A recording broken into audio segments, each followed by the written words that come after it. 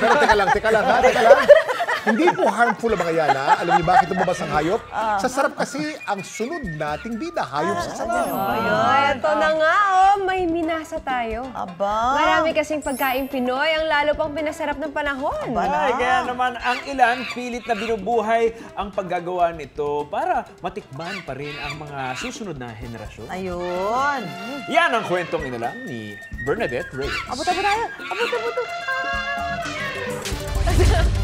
Ang paboritong biskwit ng mga Bulakenyo na minasa, hindi lang daw masarap sa panlasa. Work of art na rin. Pero bukod sa sarap, may sangkap din daw itong kasaysayan na patuloy na binubuhay ng mga taga-Bustos, Bulacan.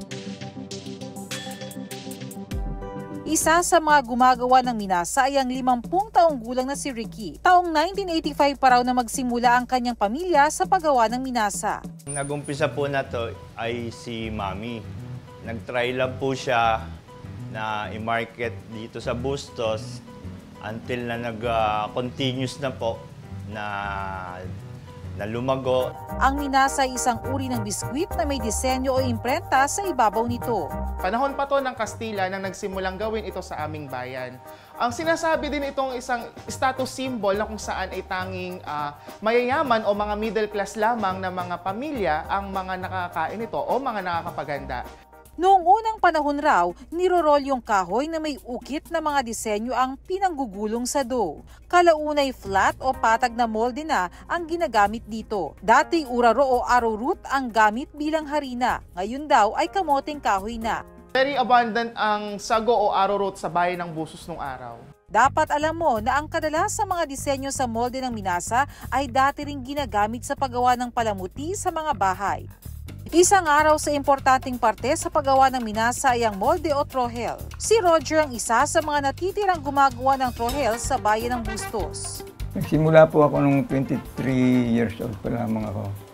At sa ngayon, 69 years na ako. Mano-manong inuukit ni Roger ang bawat disenyo sa kahoy. Kailangan po kasi matigas, jakal, nara, kamagong. Ang mga inuukit na obra ni Roger sa trohel ay depende sa gusto ng kliyente. Pero ang madalas daw na disenyo ay mga dahon at bulaklak. Mayroon din minsan yung bang mga ulo ng puon. Nakatatapos ng 2 trohel si Roger sa isang araw at binibenta niya ng 650 pesos pataas ang bawat piraso. Pero ang sining ng paggawa ng trohel, unti-unti na raw naglalaho. Wala pa po kasi minsan nagtuturo po ako, wala po silang hilig. Kay Roger din pinapagawa ni Ricky ang kanyang mga trohel na 1950s pa nila ginagamit. Sa paggawa ng minasa, pagsasama-samahin lang ang mga wet and dry ingredients saka hahaluin hanggang makabuo ng dough. Irorolyo ang dough pahaba saka puputulin ayon sa haba ng trohel. Sunod na ipapatong ang dough sa trohel at ididiin sa mga disenyo gamit ang rolling pin. Paghihiwalayin ang mga minasa gamit ang cookie cutter at saka ito iluluto sa oven sa loob ng 15 minuto.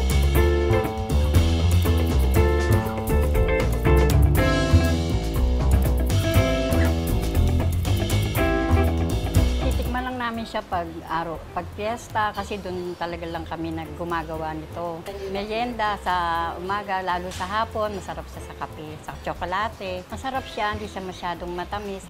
Ang minasa ay hindi lang produkto ng iisang tao na nililok at pinasarap ng panahon. Natutuwa rin naman po ako at kahit paano yung aking naging hanap buhay pinakikinabangan din nila. Kung walang trohel, wala rin pong minasa. Kundi obra maestra ng isang bayan na pinagtibay ng sining at panlasa. Ako si Bernadette Reyes at yan ang kwentong dapat alam mo.